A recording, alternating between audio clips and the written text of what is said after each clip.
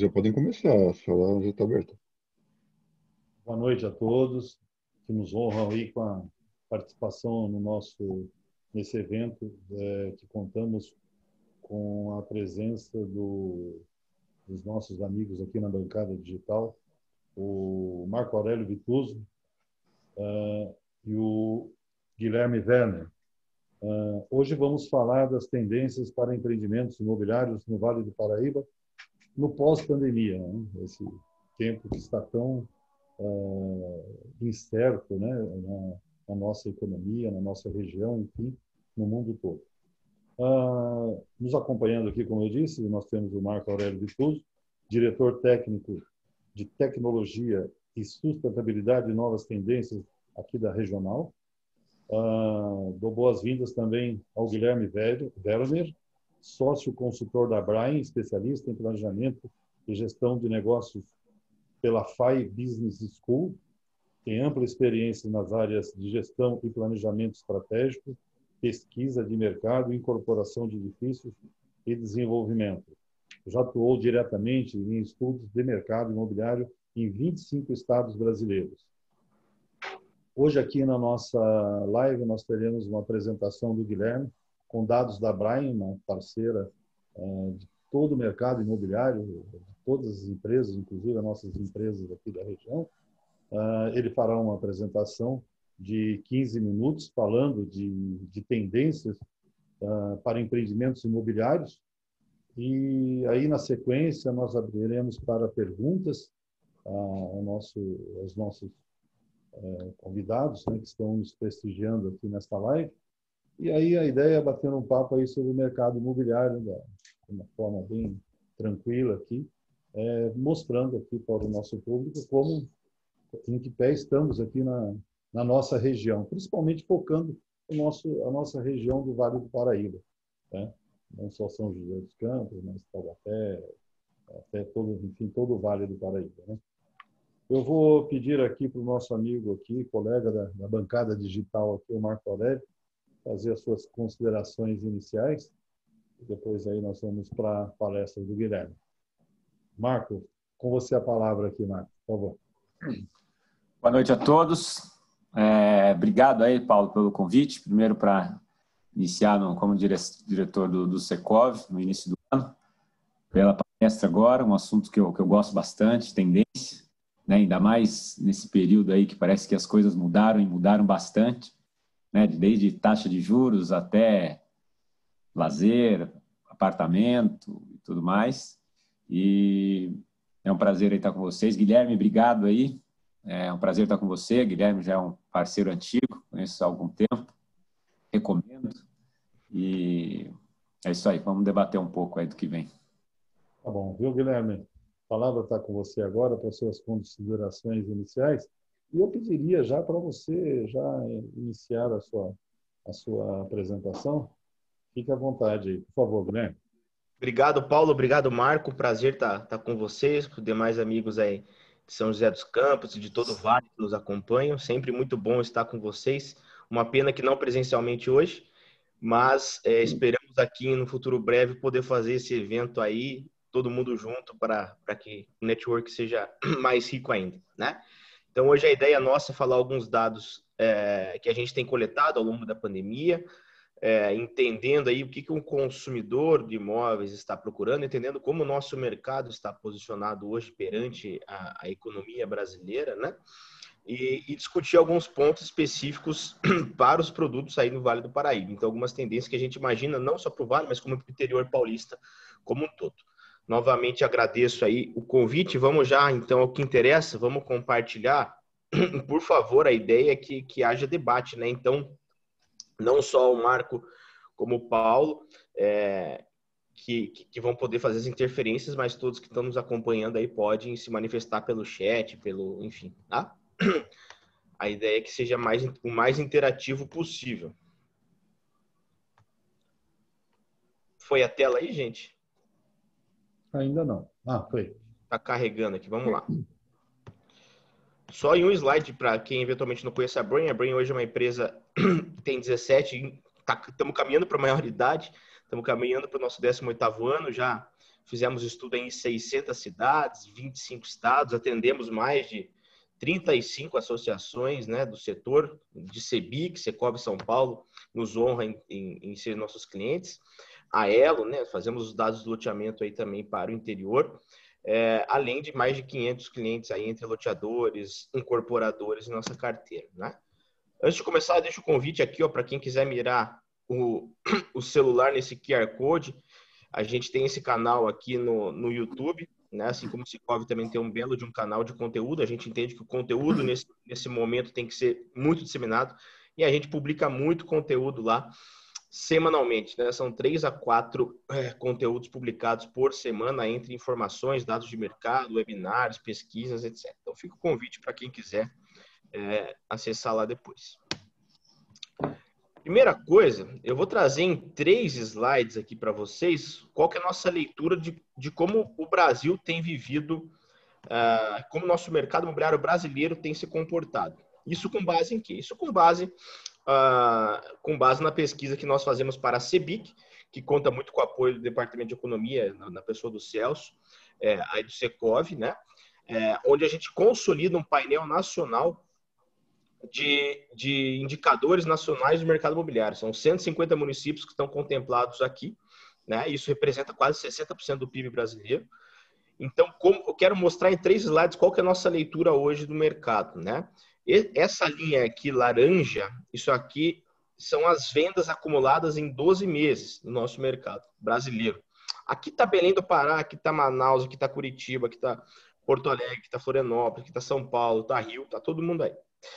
E a linha verde são os lançamentos. Primeira coisa que eu vou mostrar para vocês, a primeira database que nós temos nesse gráfico é lá de dezembro de 16. Tinha um acumulado de 92 mil unidades lançadas.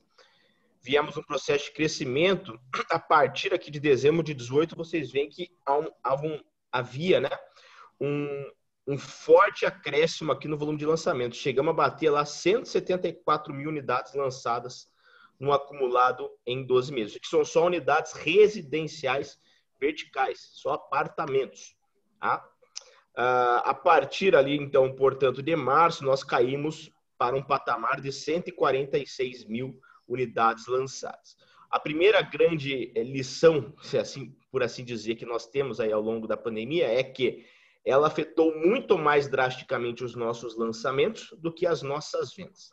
A linha laranja são as vendas acumuladas. Hoje nós trabalhamos a patamares de vendas superiores ao que nós estamos lançando. O Brasil, portanto, passa por um processo de escoamento de estoque. O estoque do Brasil está num processo de escoamento. Tá? Só para ilustrar, nós lançamos próximo aqui 37.500 unidades residenciais no Brasil, verticais, né? E vendemos no mesmo período 71 mil, né? 71 mil unidades já líquidas de extrato. As vendas, portanto, foram superiores aos lançamentos na ordem de 90%, de forma arredondada. Tá? Vamos falar em VGV, né? Em VGV, todo mundo gosta de ver VGV. Lá em 2019, primeiro e segundo tri, o primeiro tri sempre é um trimestre de menor volume de lançamento, né? Veja que 2019 já foi o mais baixo do ano e 2020 tinha sido menor ainda. Mas lançamos aqui próximo a 30 bilhões em VGV no primeiro semestre de 2019. No primeiro semestre de 20, caímos para 15,6 bilhões em lançamentos. Isso dá uma queda de quase 50%. Essa foi a queda que nós conseguimos oferir nesse painel nacional aí que nós produzimos para a Sebic, para a Câmara da Indústria Imobiliária da Sebic. E vendas, como se deram as vendas? As vendas saíram no patamar de 28 bi no primeiro semestre do ano passado para 25. Isso deu uma queda de 10%. Isso em VGV. Tá? Se nós analisarmos em unidades, a queda foram inexpressivos 2,2%. Então, se nós analisarmos em volumes de unidades, a nossa queda de venda, se comparada a 2019, foi na ordem de 2,2%. Isso denota estabilidade. No meio do caos, vamos chamar assim, né?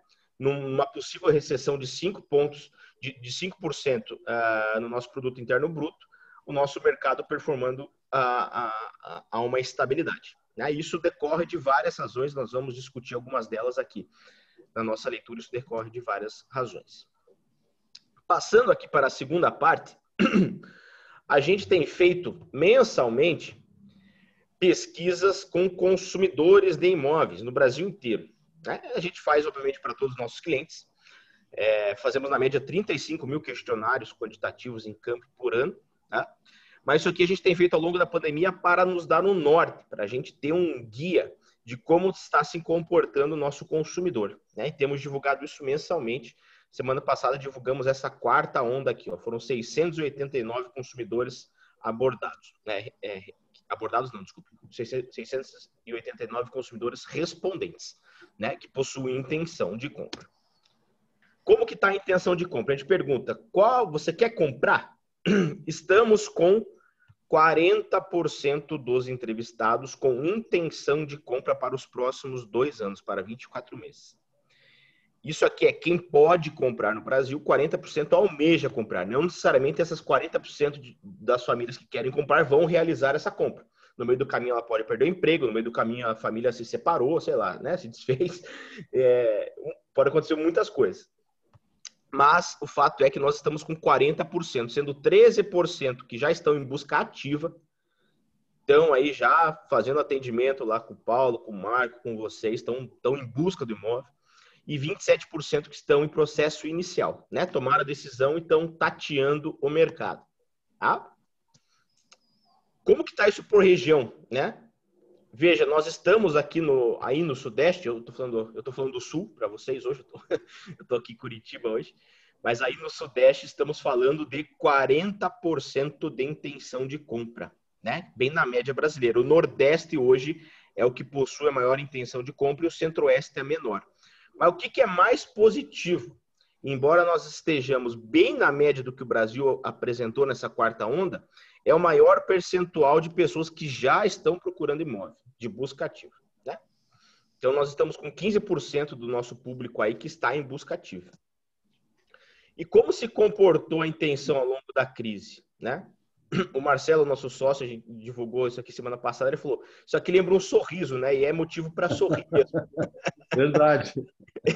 E é motivo para sorrir, Isso aqui é o famosinho V, olha lá, Antes da pandemia, nós estávamos com 43% de intenção de compra. Quem podia comprar, 43% queria comprar. Lá em março, a gente rodou essa pesquisa aqui, a primeira onda, de 20 a 27 de março. Caímos 45% de intenção de compra. O medo, o pânico do início da pandemia, chegamos a 24%. De março para abril, se Deus quiser, foi o fundo do poço. Todos os indicadores denotam isso, sejam econômicos, sejam indicadores setoriais. Nós chegamos a 20%. 20%, então uma queda de 20%. Lá em abril nós falamos, aqui eu acho que é o basal, Aqui é o basal, por quê? Não tem muito mais chance de cair. Por que na nossa leitura não tinha muito mais chance de cair? Porque a própria demografia brasileira naturalmente sustenta uma demanda mínima. Como assim? A gente tem no Brasil 1.100.000 casamentos formais por ano, fora os amontoados por aí. Temos 350 mil divórcios por ano. Temos entre 1.100.000 e 1.300.000 pessoas que migram de cidades dentro do Brasil por ano. Isso é demanda imobiliária. Então, todo dia, a demanda imobiliária é sustentada, porque nascem pessoas todos os dias.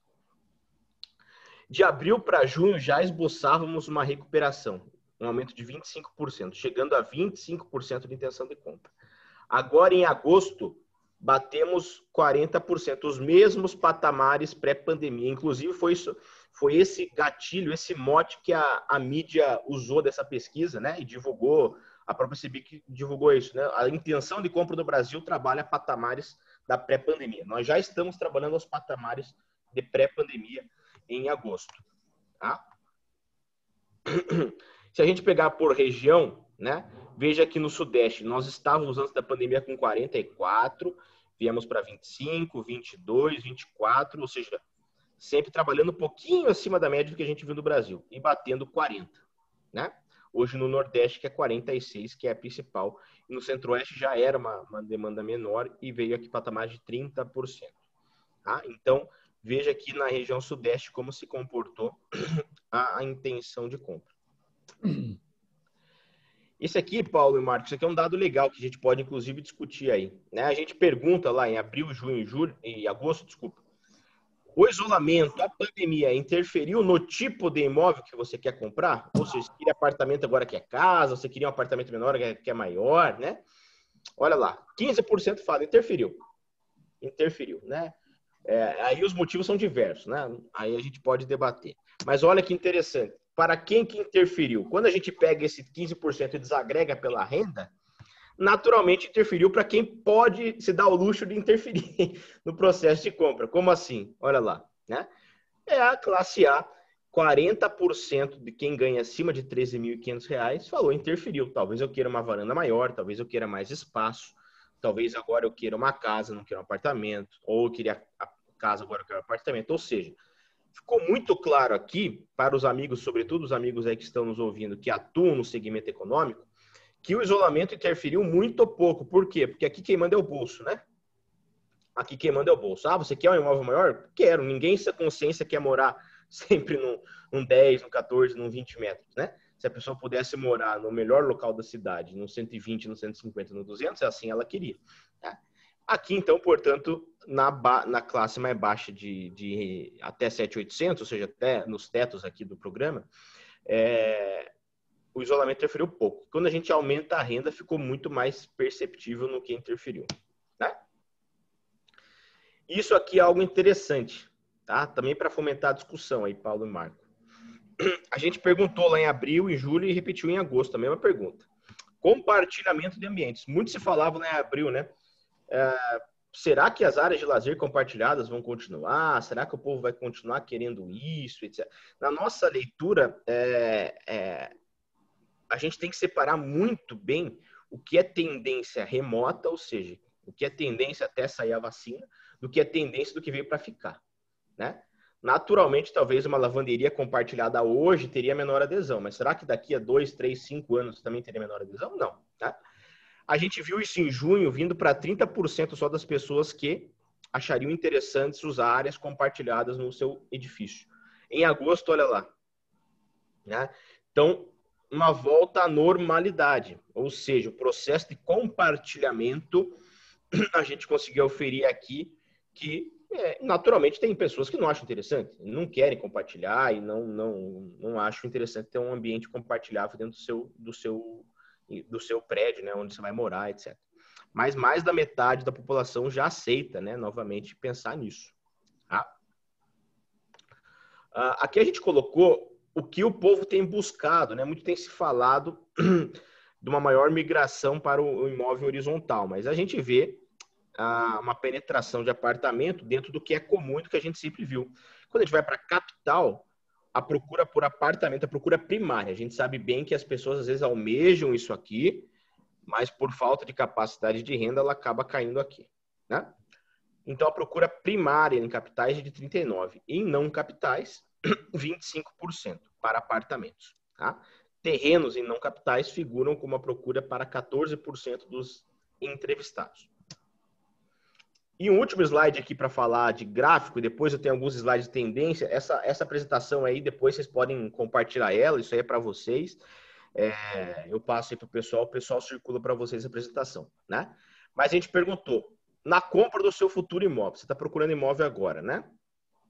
O que é imprescindível, muito importante, não decisivo, indiferente ou rejeitaria nessa compra desse imóvel? A gente agregou aqui o que é imprescindível, muito importante, como verde, o neutro, vamos chamar assim, no amarelinho, e o que é indiferente ou rejeitaria como vermelho, né? Muito se fala no famoso home office, em fazer trabalho remoto em casa. A gente tem visto isso como tendência, várias empresas têm anunciado isso. Isso aqui já era objeto contemplado nos programas imobiliários de vários produtos. Mas olha isso aqui, só para 24% isso é imprescindível na hora da compra. Né? Não é fator determinante de compra. O que é fator determinante de compra dentro desses itens listados aqui? Portaria remota e varanda. Né? Varanda figura hoje, sempre foi, né? Quando que varanda nos últimos anos, no último ciclo imobiliário, não foi importante para o segmento de médio e alto padrão, né? A varanda foi, a varanda gourmet, que talvez ela assuma agora uma múltipla funcionalidade. Vamos discutir isso daqui a pouco. Mas para 50% isso é dos entrevistados se é imprescindível. Isso aqui chama atenção, o espaço para a higienização de produtos. Metade dos consumidores acha imprescindível isso, ou muito importante. Tá? E questões aqui como ligadas ao home office e coworking são questões que são indiferentes ou há rejeição. Ok? E aí eu tenho, como eu disse, algumas tendências aqui que a gente vai falar, mas eu vou voltar para a nossa tela e daí a gente fomenta o debate aqui. Talvez fique mais fácil a gente discutir. Esses eram os primeiros dados aí que eu ia mostrar para fomentar a discussão, Paulo e Marco. Primeiro de tudo, né, o mercado imobiliário brasileiro vivendo uma estabilidade de vendas, né, 2% de queda. A intenção de compra voltando a patamares da pré-pandemia, né, e aliado a isso, algumas questões conjunturais que têm fomentado muito. Então, só para ilustrar e para começar o debate, uma pessoa, um investidor, né? Porque se a gente retroagir lá no início de março, quando começou a pandemia, muitos falavam imóvel de alto padrão e imóvel de nicho, ou seja, segunda moradia, terceira moradia, às vezes e tal, são os que vão sofrer menos, porque é uma demanda de não necessidade. Eu não preciso comprar emergencialmente aquilo, né? A pessoa que vai comprar um apartamento de 2 milhões, 1,5 milhão, talvez ela já viva bem. Então, ela teria que ter um motivador mais, né? E a gente não está vendo isso, né? A gente está vendo uma performance boa, tanto em imóvel de lazer, imóvel alto padrão e no baixo padrão, que é o imóvel o mercado econômico, é o imóvel de necessidade, né? Então, uma das razões que nós acreditamos nisso é o custo de oportunidade desse imóvel de alto padrão. Por quê? O cidadão lá com 1 milhão em banco, em 2015, numa Selic a 14%, 14,25%, descontada a tributação dele, Paulo e Marco, descontada a tributação incidida numa renda fixa, sobrava para esse cidadão entre R$ 8.500 e R$ 9.000 por mês. Tá? 1 milhão aplicado. Esse mesmo 1 milhão hoje aplicados, sobra para ele R$ 1.900 por mês. Tá?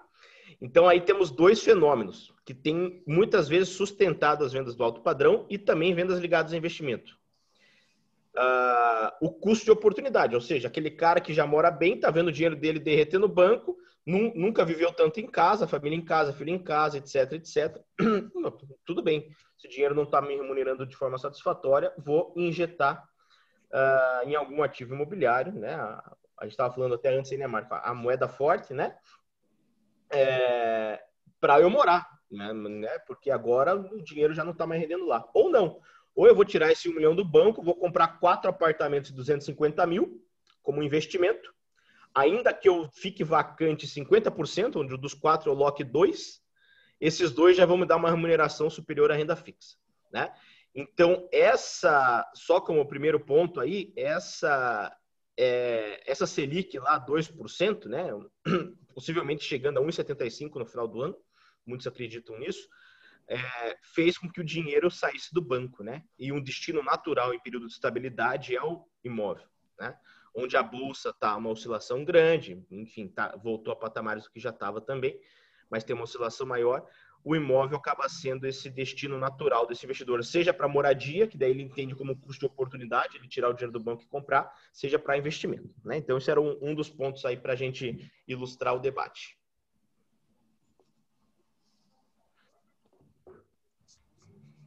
Perfeito, Guilherme. Nós temos aqui alguns amigos aqui do setor que nos prestigiam aqui. A Ângela Paiva, da Elo, a nossa regional, o engenheiro Sabonge, os amigos aqui nos prestigiando aqui nessa live. Agora, nessa primeira parte aí, que me chamou muito a atenção,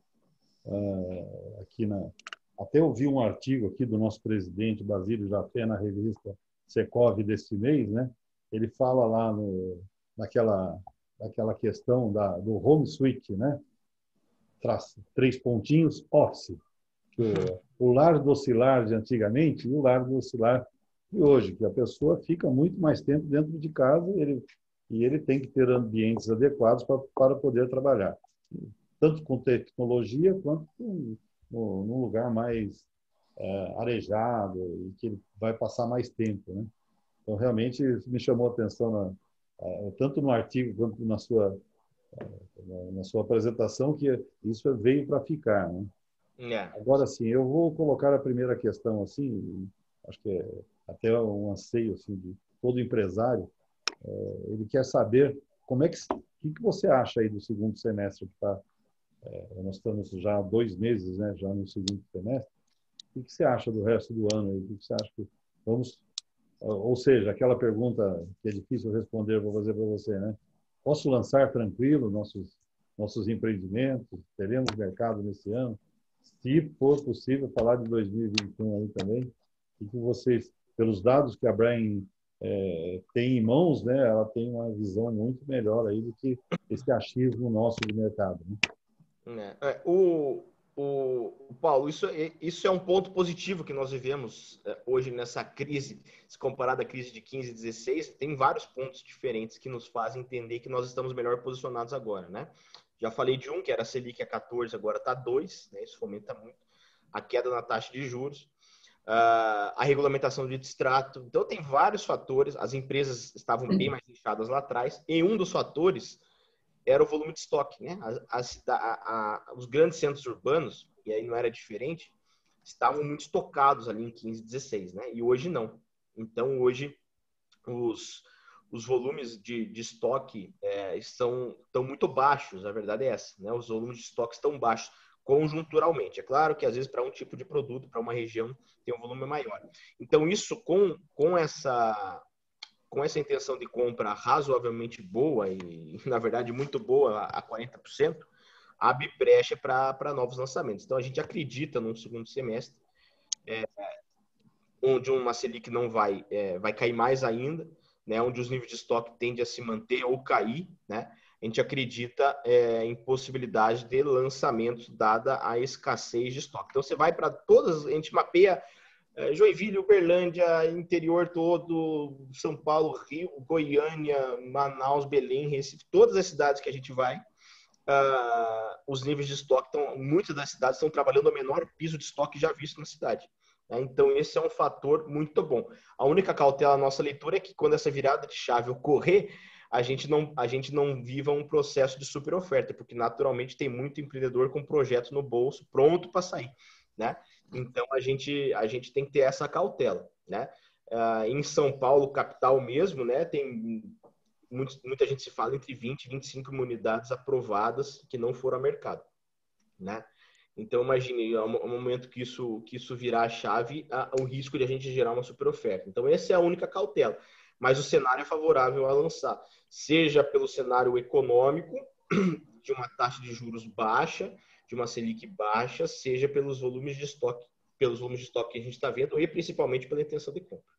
Se quiser complementar, Marco. Eu estou 10 anos no mercado, a gente estava conversando antes de conversar, o Paulo falou assim, 2% taxa de juros do ano, eu lembro quando era 40 ao dia, o Paulo falou. Não lembro disso, mas devia ser 2% a hora, né, que aumentava. É uma diferença enorme. Eu não imagino, nem imagino 40% ao dia e nunca imaginava 2% ao ano, né? Sim, nesse crise, já estamos vivendo quase um pós-crise, né? Surgiram alguns players novos aí, né? Novos entre aspas, né? Eu acho que voltou o interesse da compra, do investimento para alocação, né? Que antes sempre, assim, eu estou 10 anos no mercado, mas eu sempre vi perder para uma renda fixa e agora voltou a ser o dobro de uma renda fixa. Então, você performa 2 vezes melhor do que deixar o dinheiro numa instituição financeira, né? Num banco, aí, por exemplo, um CDI da vida. Então, esse é um entrante no mercado que está fazendo diferença para a gente, né? Principalmente para os tickets mais baixos, que é alimentado por uma nova geração que também quer alocar, não quer mais comprar, né? Então, a gente tem uma geração que não quer mais comprar, quer viver de experiência, tem várias jornadas, né, novas na vida, quer morar na Europa, quer voltar, quer trabalhar em São Paulo, quer voltar para o interior, aí quer morar mais perto do litoral, aí quer mudar em outra capital, quer ir para o Nordeste. Então, essa geração quer muito aluguel, né, e casou com essa rentabilidade para quem quer comprar para alocar. Então, eu acho que é uma mistura saudável para a gente. E um segundo que eu vejo entrar com força, que é aquele slide que você mostrou, que 25% na renda 7,5 a 12 mil, acho, eles querem ter um imóvel diferente, né, pós-pandemia, e 40% também topa adquirir um imóvel diferente pós-pandemia. É nada mais que o flight quality, né? Eles estão propensos a pagarem mais por ter um imóvel que se adapta à nova necessidade. Né? Então, essa mudança de imóvel movimenta, né? Bastante. E tem o lado um pouco negativo, que surgiram novos concorrentes. Né? Então, a gente tem aí quase 1 milhão de brasileiros nos últimos 3 meses entraram na Bolsa de Valores. Então, eu tenho um cliente que entra no meu stand de vendas e fala assim, eu ia comprar para alocar, mas Petrobras e a Vale está dando mais retorno, tá pagando mais dividendos que o aluguel. Então, assim, eu nunca imaginei que a Vale e a Petrobras seriam meus concorrentes dentro do plantão. Né? O fundo imobiliário, ele aperta um botão, ele compra uma cota de fundo imobiliário que tem uma rentabilidade X para ele, e ele aperta outro botão e vende a cota dele, às vezes mais valorizado. Talvez é mais simples que o nosso processo burocrático de comprar um apartamento e pôr para alugar, e aquele problema com o inquilino e tudo. Então, me chama a atenção esses novos players que para a gente fomenta e os novos concorrentes também que a gente tem que ficar esperto para conseguir, não só com argumentos na ponta, nas vendas, né? Mas com tecnologia para conseguir combater e sair vitorioso. Hoje você falou bem do aluguel, né? Às vezes os dividendos remuneram mais, né? É difícil, às vezes, fazer o cliente entender que fora o aluguel você tem a valorização do próprio ativo, né? Então, esse é o crucial. Você tem a remuneração do aluguel, a distribuição do aluguel mensal, e você tem a valorização do ativo imobiliário, né? Então, mas fazer o cliente entender isso sobretudo, quando jogado no horizonte do tempo mais longo, né? Às vezes, para o cara que é mais imediatista, faz lá, compra Petrobras, né? Não compra vocês aí, né? Então, isso é que ele tem mais amigo comprando Petrobras que comprando apartamento, entendeu? Exatamente. Você entra no YouTube, no Instagram, tem mais gente querendo te vender ação do que apartamento. A gente está perdendo um pouco aí. É verdade, é verdade. Guilherme, uma outra questão aí, eu sei que foge um pouquinho dessa área especializada da Brand de pesquisas, né? Mas assim, uma outra preocupação, assim, nós no dia a dia na construção civil, são os aumentos que toda essa situação está gerando, né? A questão dos insumos, né? Ferro, aço, o cimento e tudo mais. Então, nós estamos hoje num período que, se por um outro lado a gente tem os juros baixos e a gente está mantendo o preço, a gente não está falando isso, de cara faz com que a gente mantenha nossas tabelas de vendas, e eu diria que é o momento do comprador, né? Porque a gente vem de uma série de problemas ao longo dos anos aí, né, em termos de crise, nossos estoques altos, porém agora, embora os estoques estejam diminuindo, a gente não consegue falar de preço. Porém, o preço do terreno nunca diminuiu. Eu estou há 37 anos, eu nunca vi preço de terreno retroagir na minha vida empresarial. E a questão agora dessa inflação que está vindo por aí, vocês avaliam isso nessas análises de vocês em nível Brasil? Uma inflação como a gente vive o IPCA hoje, né? Eu vi hoje o Boletim Focus aí, o Boletim Focus tem trabalhado com um leve aumento da inflação, né? Nesse ano, mas dentro da meta, né? Mas com a inflação que a gente vive, nós estamos vendo em todas as grandes praças que nós monitoramos uma correção de preço real, né? Ou seja, um aumento de preço real. A gente está conseguindo subir nosso preço.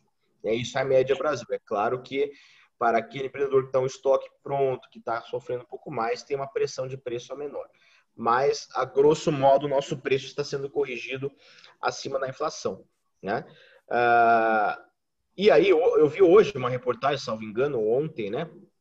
Porque a CEBIC fez pesquisa aí com todos os associados, etc., para ver aumento de cimento, etc. Então, eu vejo as associações, e aí está a grande importância do associativismo, né? A gente ter quem lute pelo setor como um todo, né? A importância do Secov, a importância de uma CEBIC, etc., para poder costurar isso, porque realmente em vários e vários casos os aumentos estão abusivos, né? Então você vai para alguns estados, eu estava vendo ali, acho que Bahia, Mato Grosso, etc., 100% dos respondentes das empresas falaram: eu sofri e fui penalizado com o aumento do cimento, com o aumento do aço, com o aumento, né? Muito da desculpa disso é que algumas coisas estão dolarizadas, né? E com o disparo do câmbio isso acaba refletindo. Mas isso no médio prazo, na nossa leitura, vai impactar, sem dúvida. A gente não vai conseguir repassar isso lá na ponta final, no consumidor, né? Então isso a gente tem que ter muita cautela e esse é uma ameaça hoje do nosso setor, né? Se a gente for fazer uma SWOT hoje, isso entraria como uma ameaça, os aumentos abusivos dos insumos, né? A ponto da gente não conseguir repassar. Até agora a gente está conseguindo repassar, né? Mas eu acho que se manter essa toada, a gente não vai conseguir repassar para frente, isso vai acabar penalizando as margens aí, né? Um fato positivo, falando um pouquinho agora de queda de taxa de juros, dos juros imobiliários, eu também vi aí, o Itaú lançou uma nova modalidade, vocês chegaram a ver, né? Com juro poupança, depois eu compartilho até aí a apresentação. Eu vi hoje essa apresentação aqui, recebi aqui, dei uma olhada, né? Mas o que é o outro ponto que a gente entende que tem jogado bem a favor do nosso setor é essa queda da taxa de juros imobiliário, né? O nosso mercado é um mercado um dos mais dependentes de crédito que possui, né? Então, assim, se a gente pegar uma simulação de 200 mil, de tomar 200 mil reais no banco, a 10% ao ano, num banco privado aí qualquer, aquela família teria que ter, para uma parcela de R$ 2.200, aquela família teria que ter, na média, ali uns R$ 7.400 de renda, né? Para tomar 200 mil reais no banco. E esse é o segmento de mercado que a gente acredita que vai ser mais beneficiado com essa queda, que é o segmento que nós chamamos de standard, que é acima do teto Minha Casa Minha Vida até 400 mil reais, né? Esse segmento standard. Então, o cara teria que ter R$ 7.400 de renda. Para vir a 7% ao ano, como alguns bancos já estão trabalhando, o Itaú mostrou hoje aí algo similar também, esse cara não precisa mais de 7.400, esse cara precisa de 5.700 de renda, né? Para pegar os mesmos 200 mil reais. Uma prestação também menor, né? Uma prestação de 1.700, não mais de 2.200. Então, assim, mesmo com uma queda na intenção de compra, só com essa mexida, não tenho de cabeça aqui agora, mas em várias e várias cidades, São José dos Campos, por exemplo, e todo o Vale aí não é diferente, só essa queda de 10 para 7, de sair de 7.400 para 5.400 de renda, a gente elege, vamos chamar assim, 50 mil famílias, 100 mil famílias que podem acessar o crédito, né? Que antes não poderiam, né? Então, esse cara com 5.400 não conseguiria tomar 200 mil, agora ele consegue. Então, isso mesmo com uma queda da intenção de compra, a gente fez isso aqui com o nosso universo potencial, né?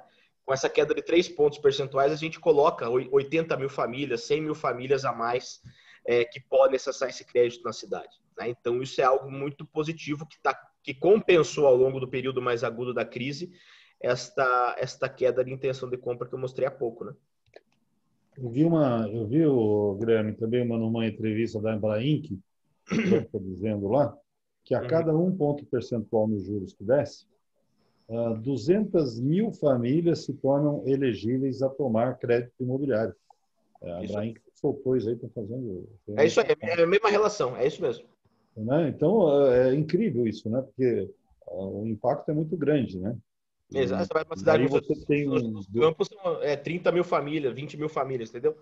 Só com uma queda ali você coloca mais 20 mil famílias podendo acessar o crédito. Num cenário brasileiro que nós temos 7 milhões e tanto de déficit habitacional, né? Então, nós temos demanda, né? Está caracterizado, agora nós temos condições, né? O que nós precisamos é segurar um pouco a inflação, porque com a escassez de terrenos e os insumos como estão, fatalmente vai subir o preço, né? A gente fez para ilustrar, né? São Paulo é o principal case desse aumento de terreno, né, Paulo?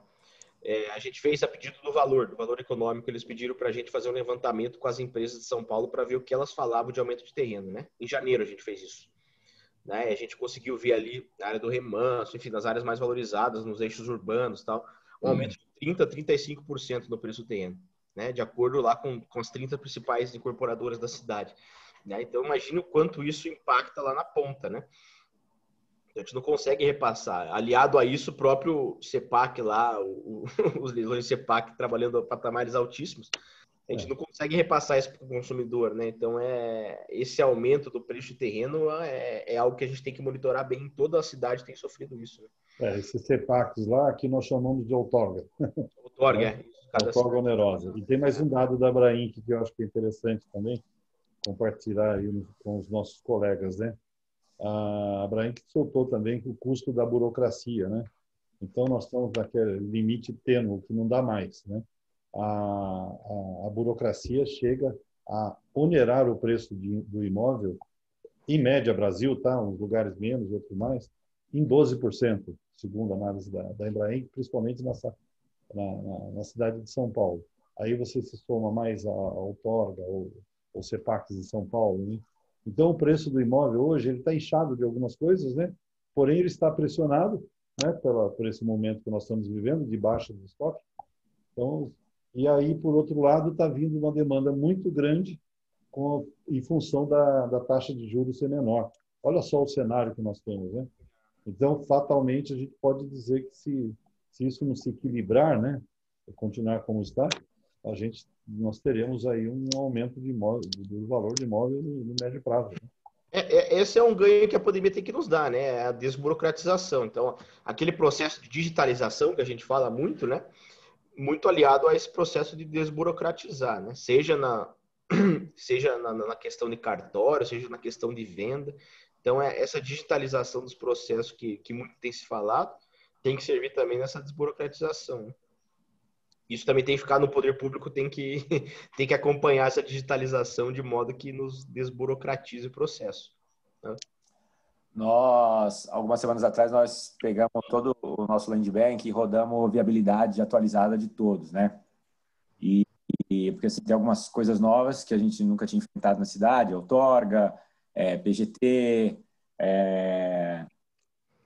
ação assim, a gente está recebendo o fornecedor que está mandando valor 30% a mais, assim, do que a gente pagou o ano inteiro, sabe?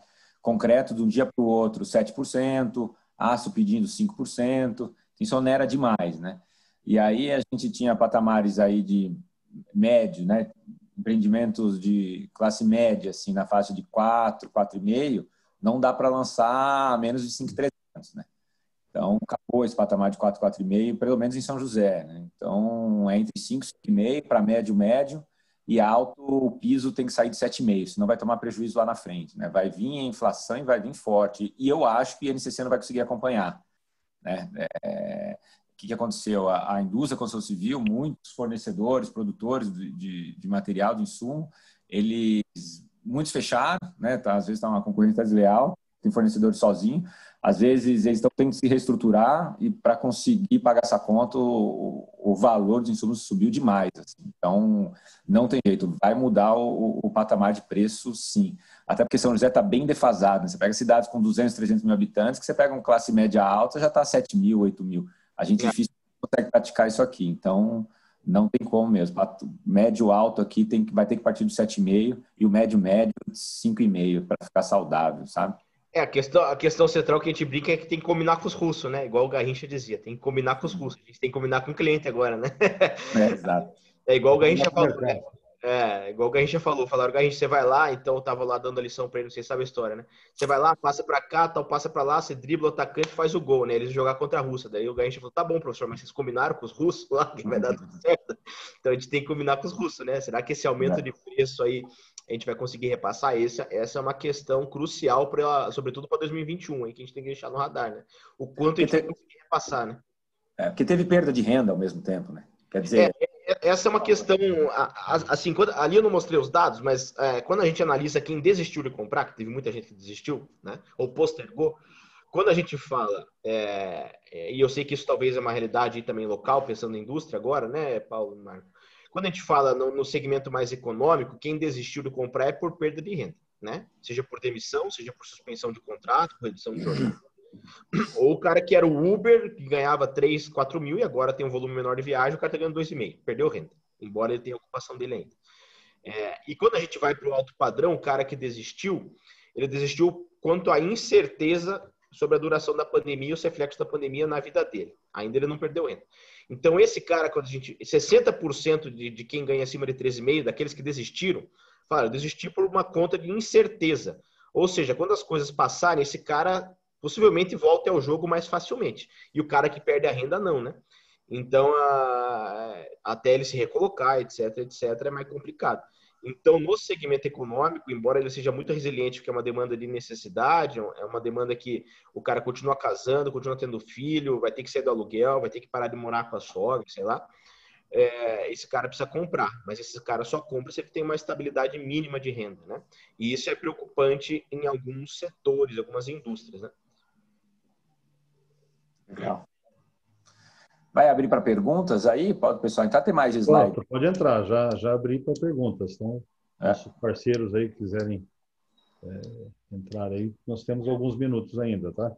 Agora, o Guilherme, você tem mais algum...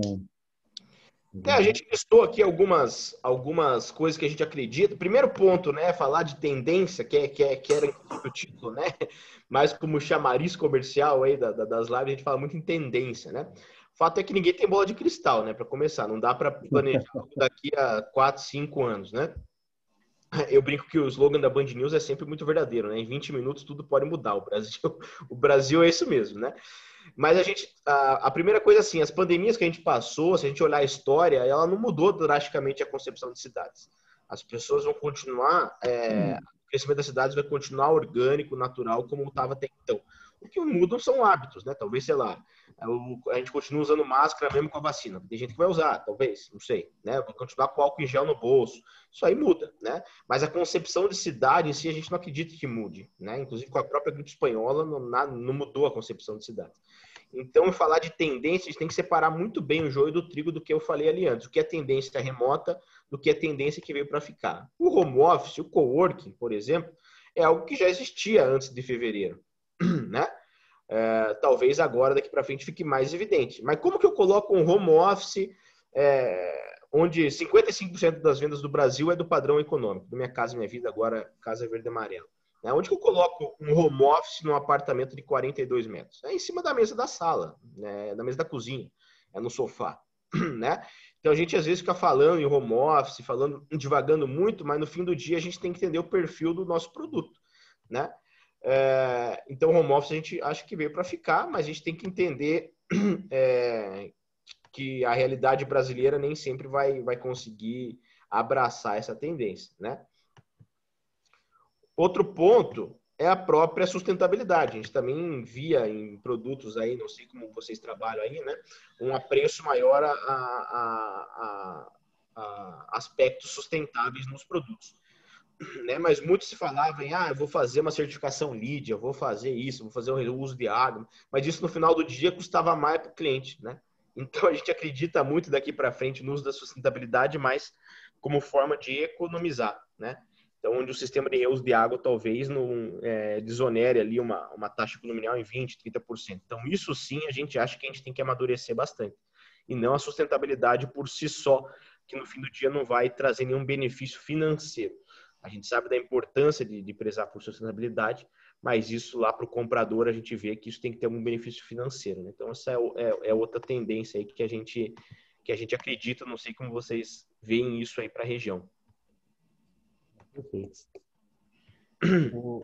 Você passou agora aí, falou um pouco a gente não abriu esse assunto até agora, mas assim, nós tivemos aí a divulgação do Casa Verde e Amarela esse dia pelo governo federal, ainda não vieram, até hoje mesmo eu falei com o superintendente da Caixa aqui, ele ainda não recebeu as normas e como vai funcionar tudo isso, mas assim, um dado importante, acho que até para o Brasil, né, que o governo vê no nosso setor mais econômico, né, a retomada aí do crescimento do Brasil de novo, né? Porque os números que estão falando, inclusive aqui na regional, o que vem de recurso para isso é uma coisa que eu nunca vi. Eu estou vendo agora aqui os gerentes saindo a campo, inclusive, para fazer habitação. E não é econômico. A econômico, faixa 1, eles vão terminar o que começaram. Estava iniciado aí até no outro governo. Agora, como é que você vê aí essa questão do Casa Verde e Amarela? Assim, você falou que 55% aí do nosso mercado é isso, né? Como é que você acha a venda nesse setor? Acho que o nosso público aí, muitos atuam nesse setor econômico também, né? Acho que é importante falar para eles. A primeira coisa, Paulo, eu acho, E Paulo e Marco, né? A nossa produção imobiliária não acompanha a demanda. A gente sabe disso, né? Minha Casa Minha Vida lá em 2009 foi fundado com déficit de 5,5 milhões de habitações, né? Nós, Aumenta.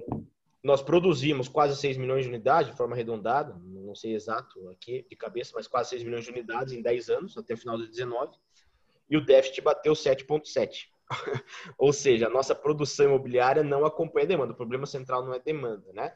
Então, eu vejo o setor reagiu positivamente ao anúncio, né? Então, acho que é algo que deve dar uma remexida positiva, seja por uma adoção melhor ali em termos do juro, né? Das taxas empregadas e a gente colocar no radar mais famílias, né? Então, a questão central é a gente conseguir colocar no radar mais famílias que possam acessar esse crédito. Como eu falei, em termos de demanda, tudo que a gente faz de teste de produto Minha Casa Minha Vida, agora Casa Verde e Amarelo, produtos econômicos, a gente vê a grande demanda é a transição demográfica, né? Eu preciso sair do aluguel, é essa a demanda do mercado econômico. Então, essa é uma demanda menos sensível à conjuntura econômica. Eu brincava lá na reforma da Previdência que um cara sendo aluguel, eu falava, puta, ou que tava para casar, falava, amor, meu bem, não vamos comprar um apartamento aqui agora, de Minha Casa Minha Vida, porque a reforma da Previdência acho que não vai passar, eles estão costurando lá melhor, vamos esperar. Não, né? Porque a vida do cara não espera, né?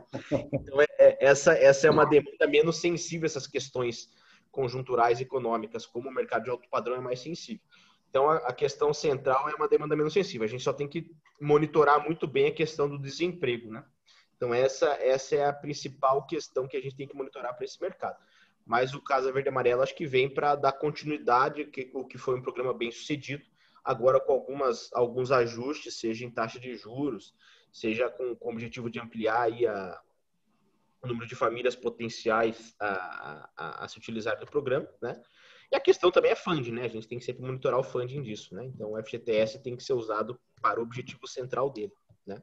Infelizmente, esses saques de FGTS acabam prejudicando, criando os famosos voos de galinha aí e acabam penalizando o fundo que não foi criado para isso, né? Então, o FGTS a gente tem que monitorar bem a questão estabilidade de emprego nesse mercado e funding, né? Essas são as duas ameaças aos produtos econômicos. Não, mas tá bom.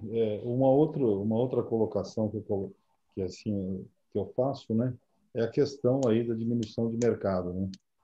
O setor de serviços tem sofrido muito, né, nessa pandemia, né? O pessoal aí, os empresários, pequenos empresários, donos de restaurantes, bares, esse pessoal todo aí tem sofrido. Então, é uma parcela muito grande da população que eu acho que está saindo, né? E que vamos falar aí de futuro, né? Eu acho que esse pessoal que tinha um ganho em função de pessoas nos seus estabelecimentos, né? A médio prazo, esse pessoal até se recompor vai demorar um pouco. Como é que vocês da Brand estão enxergando esse setor de serviços aí? Esse pessoal volta para o mercado em um prazo razoável, volta a ter vendas regulares? Como é que vocês estão vendo esse setor de serviço? A gente vê, a gente entende, se a gente olhar as dinâmicas econômicas de algumas cidades, né, cidades mais industrializadas, como vocês aí, algumas cidades que vivem de algum negócio, elas têm performado de diferentes formas, né? E o serviço sempre está ali permeando 50% do que gira na cidade, né? E esse é a população mais afetada porque é a população que mais tem renda variável ali, né? Comércio também, claro. Mas o setor de serviço também tem essa questão de acessar mais facilmente alguns mercados, né? Então, por exemplo, o mercado de loteamentos, o setor de comércio e serviço acaba acessando mais, porque acaba financiando direto com o empreendedor, em muitos casos não tem uma renda 100% por dentro, etc. Acaba facilitando mais acessar o financiamento direto, né? Em várias cidades isso tem pego, sabe, Paulo? Isso tem pego em várias cidades, mas a gente tem visto mais cidades que tem pego em decorrência da indústria, algumas indústrias que sofreram bem mais. A gente está falando até antes aí, né, Marco?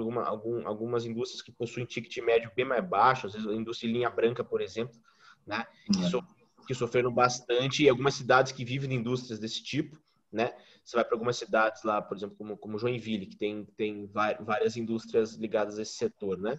são cidades que acabaram sofrendo porque foram indústrias que tiveram que adotar uma suspensão, ou ao próprio automobilístico, né? Então, a gente tem que monitorar o segmento de atividade industrial dessa região, mas a indústria normalmente tem pego mais do que o serviço.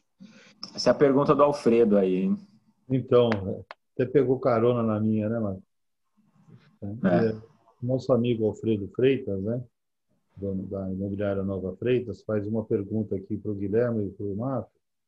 E, assim, eu perguntei mais do setor de serviços, agora ele pergunta que os dados mostram um reaquecimento do setor imobiliário como um todo, né? Como vocês estão vendo a economia como um todo? Então, até não só serviços aí. Agora vamos falar de expectativa de vocês aí. Quer começar aí, Marco? Bom, eu... Marco Antivista, eu sei disso. Claro, está muito claro o mercado imobiliário muito forte, talvez em algumas classes até mais forte do que estava no período pré-pandemia, né? Você vê cara entrando no plantão pagando à vista, né? Essa fuga de capital da poupança das rendas fixas aí está sendo beneficente para a gente. Agora, a economia, para mim, tá? A economia como um todo está oscilando muito, vai depender muito do setor, né? Eu acompanho muito Bolsa de Valores, assim, eu gosto muito, atuo. Antes de entrar na construção civil, eu estava na Bolsa de Valores. Bolsa de Valores projeta sempre 6 meses para frente, então as ações valem hoje o que as empresas vão responder aí no próximo semestre, né? Então, eu vejo, por exemplo, setor aviação, não precisa nem falar, né? Azul, Gol, Latam, derrapando para caramba, né? Uma CVC, que está no mesmo setor também, bem prejudicada, né? No auge da crise, as ações chegaram a cair 85%. Né? E você vê, de repente, uma Magazine Luiza, que no período pré-crise valia R$60 a ação, foi para R$20 na crise e hoje está 90. Quer dizer, ela está 50% mais valorizada do que estava pré-pandemia. Se virou bem, se readaptou e acelerou. Então, assim, vai depender muito do setor, né? Tem gente que surfou bem na crise, tem gente que se manteve vivo, teve gente que já está acelerando, tem gente que está muito prejudicada ainda, né? Agora, como, no geral, uma economia como um todo, eu acho que está prejudicada, não retomou a patamares iniciais, né? Tem muita gente com cautela, tem muita gente desempregada, né? Tem muita empresa pedindo recuperação judicial, tem muita baixa de CNPJ, né? E falam da recuperação em V, mas com sinal da Nike, né? Então, caiu muito rápido e a recuperação é mais horizontal, mais longo prazo. E voltar, falam aí, 1 ano e meio para recuperar o setor da economia como um todo no período pré-pandêmico, né? Você tem uma pergunta aí, Alfredo. Complementando até, Marco, acho que uma coisa que a gente tem que entender é que assim, o mundo está sofrendo, né? Não é diferente de 15, 16, uma crise interna, é o mundo. Então, assim, o mundo está em recessão, né? O FMI chegou a projetar quase menos 10 para a gente em termos de PIB, né? Projetou menos 12 para a zona do euro, né? Mas a injeção de recurso nessas economias acabaram mitigando um pouco isso, né? A gente injetou aqui também um pouco menos, se comparado ao PIB, bem menos do que outras economias, né? O Reino Unido injetou quase 13%, 14%, um governo fiscalista, inclusive, como do Johnson lá, injetou quase 14% do PIB, o Trump injetou bilhões, trilhões, né? Então, assim, isso fez com que a economia girasse. Mas você vai nos Estados Unidos, 1 milhão de pessoas por semana pedindo lá acesso ao seguro-desemprego deles lá, etc. Né? Então, aqui, seguramente, o CAGED tem mostrado alguns dados. Nosso setor está com saldo positivo de geração de emprego, isso é muito positivo, né? O mercado formal do nosso setor não está sofrendo, o informal sofreu muito, muito mais, né? Os pequenos empreiteiros, etc., né? Em termos de geração de emprego. Mas o fato é que a gente vai aumentar o nosso nível de desemprego, sabe lá quanto? A patamar de 15 milhões, 16 milhões de desempregados, né? Então isso é complicado. O Boletim Focus de hoje publicou menos 5,3 de previsão, né? Então, essa é a previsão de recuo do PIB. E o fato é que nosso mercado está realmente descolado. Acho que a gente tratou de alguns temas que explicam esse descolamento do nosso setor perante outros, né? Mas o fato é que a economia brasileira está em recessão, né? Mas nós estamos descolados, estamos vivendo uma estabilidade de vendas, várias e várias empresas com recorde de vendas, né? Você vê várias das listadas também apresentando recorde de vendas, sobretudo por esses movimentos que a gente falou, seja de Selic baixa, seja de uma revalorização, até a questão menos tangível, né, Paulo e Marco? Essa questão das pessoas estarem vivendo mais em casa, que tem toda essa questão, muita gente que pode trocar de imóvel está trocando, etc. Nunca se viveu tanto lar, tem essa questão mais romântica, né, mais poliana, vamos chamar assim, da compra de imóveis. Mas o fato é que o nosso setor está muito descolado dos demais, né? O Brasil sim está em recessão e sim vai ter um recuo drástico de produto interno e vai ter aumento do desemprego. Então a gente tem que monitorar região a região, produto a produto, entendendo quem é o cliente daquele produto, quem é o cliente daquela região, para ver o quão afetado vai ser, ou poderia ser um lançamento imobiliário naquela região ou não, né? Existe também os nichos de mercado, né, Guilherme? Você vê, eu estou vendo o pessoal do litoral aí, né, que sofreram, historicamente eles sofrem, né? Porque é o segundo imóvel, aquela dificuldade toda. Todos eles agora, nos condomínios aqui na região do litoral norte, inclusive, a procura é absurda, todo mundo querendo, as pessoas não podem, como o Marco falou, né, se deslocar, o pessoal de serviços, né, de viagens sofrendo bastante também, mas as pessoas estão andando aqui. Acho que até esse segundo semestre um pouco a nossa Tamoios vai estar bem mais cheia aqui, todo mundo vai estar aqui servindo aí no lazer no litoral norte, né? Esse era algo que eu falei ali no começo, né? Em março se planejava que seria catástrofe total, né? Imagine, quem que vai comprar um imóvel de segunda moradia? E o fato é que muita gente está acessando esse imóvel, né? Tem um cliente nosso que atua no litoral gaúcho, né? Num condomínio de altíssimo padrão. Pô, minha viabilidade, minha curva de venda sempre ficou concentrada entre março e novembro, né? Desculpa, entre novembro e março. Né? Entre novembro e março. As vendas dele, então, assim, projetava sempre 0 vendas de abril a outubro, né? E agora ele está vendendo de abril a outubro. Então, para ele, por exemplo, está melhor do que sempre foi, porque ele está tendo venda. O litoral gaúcho tem uma questão climática que no inverno é mais cruel lá, não é, ou seja, é uma questão muito sazonal mesmo. E ele está tendo venda ao longo de toda a pandemia, porque o pessoal está fazendo home office lá, está comprando, está querendo ter um lazer próprio, né? Muita gente não está viajando para fora, então o turismo interno tende a dar uma remexida. Você vê aí questões ligadas mais de Airbnb, etc., né? O próprio Airbnb, que estava ali meio balançando no pré-pandemia, agora voltou a fincar a estaca deles, estão crescendo consideravelmente. Então isso foi, não vamos falar positivo, né? Mas foi menos sentido do que se esperava para a segunda moradia, para o nicho, né? Para o mercado de nicho. Seja moradia de serra ou seja moradia do litoral. Perfeito, meus amigos Marco e Guilherme. Avançamos aqui 9 minutos, né? Tenho alguns amigos aqui. Eu gostaria de passar para vocês agora fazerem suas considerações finais aí. Tá? Primeiro o Marco e depois aí o Guilherme, tá bom? Beleza. Marco, vai lá. Eu acho que, no geral, a lição de casa nossa aqui dentro, nesse período pós-pandemia.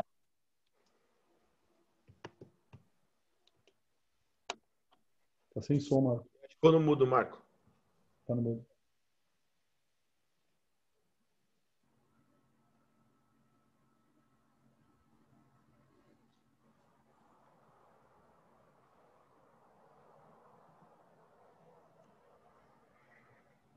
Quer tentar falar? Vê se... Não tá saindo. Não tá saindo. Tá saindo. Será que é um fone? Senão você tem que ir lá no multi, né?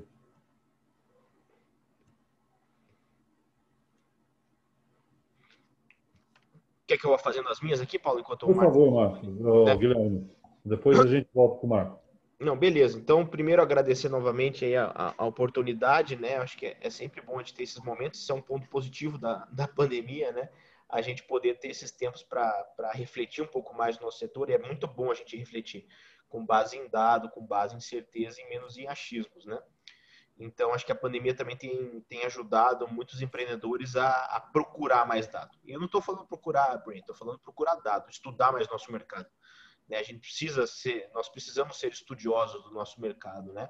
E a pandemia, então, se você quiser, para quem quer, você tem acesso a conteúdo todo dia, toda hora, tem live das 8 da manhã à meia-noite, né? Então, esse é um ponto positivo que eu imagino aí, que a pandemia nos trouxe, esse acesso à informação, essa possibilidade de nós estarmos sempre conectados, literalmente. E como eu disse ali no início, eu acho que a gente tem bons motivos para acreditar num segundo semestre, no 2021, de forma satisfatória. É claro que 2020 se desenhava como o ano da retomada do setor, né? Como o ano de consolidação, como o ano de crescimento, e as expectativas foram frustradas ali em março, chegando a vários clientes nossos falando lá em março, em abril, vamos parar, vamos pisar no freio total. Projetei 0 vendas aqui por 4 meses e hoje só puta, eu devia ter lançado porque eu tô sem produto na prateleira, né? Então acho que hoje, passados aí 5 meses e pouquinho de processo de pandemia, a gente olha para trás e fala, ufa, acho que a gente está saindo, estamos saindo bem do que poderia ter sido, né? A gente tá levantando, a gente estava levantando, tomou outro soco no estômago, foi capengando e agora estamos se reerguendo novamente e olhando para trás, acho que de forma melhor do que a gente planejou no início da pandemia, seguramente, né? E a gente acha que com base nos dados, sempre em base em dado, menos em achismo, a gente nós teríamos um segundo semestre satisfatório, seja por uma intenção de compra alta, né? Então, tem gente querendo comprar, seja por uma taxa de juros baixa, seja por um mercado de necessidade que tem aí novos programas saindo, como o Casa Verde e Amarela, seja por mercado de alto padrão, essa maior necessidade, esse custo de oportunidade que eu falei de fuga do capital do banco vindo para o nosso mercado, seja para investimento, seja para uso próprio, né? Então, acho que a tempestade perfeita se desenha para que a gente tenha um período de calmaria no meio do caos, né? Então nós temos que nos sentir agraciados, por assim dizer, de estar de certa forma performando de forma satisfatória ao longo dessa pandemia que é muito cruel, muito devastadora e que, se Deus quiser, passará rápido. Marco, também. Ainda nada? Não, fazer em libras, Marco. Que pena, que pena. Que pena que deu problema no computador do nosso amigo aí, né? Mas então eu vou fazer as minhas agora, o encerramento, tá? Eu quero agradecer imensamente o meu colega aí da cidade, o Marco, ter compartilhado comigo essa bancada digital aqui, né? Uma satisfação imensa. Empresário muito ativo aqui no setor da construção civil, que está realmente fazendo coisas diferentes, coisas bem feitas, coisas bacanas, assim, somando no panorama da cidade, né? Eu acho que esse é um legado que nós deixamos, né? Nós fazemos produtos que ficam para a eternidade aí na cidade, então nós temos essa responsabilidade. E o Marco, ele veio para somar aí nesse sentido. As coisas que ele faz realmente são de primeira qualidade. Você, Guilherme, é um parceiraço nosso, né? Eu sou cliente seu e vou continuar sendo. Essa parceria que você fez com o Secovi agora, né? Em nível São Paulo, eu vou pedir para você, inclusive, uma atenção com o Vale, que nós vamos ter que mapear isso aqui e destrinchar os nossos associados aqui da região, né? Em breve teremos apresentação aí. Então, nós vamos ter que fazer aí. Infelizmente é virtual. Eu gostava mais de como era, né? Todo mundo, depois tomava um chopp, né? Ia no Coronel aí tomar um chopp. É mais agradável, né? Agora, do jeito que está, é o jeito que dá para fazer. É nisso, levando conhecimento aí e compartilhando aí conhecimento de vocês aí para todo o nosso setor, né?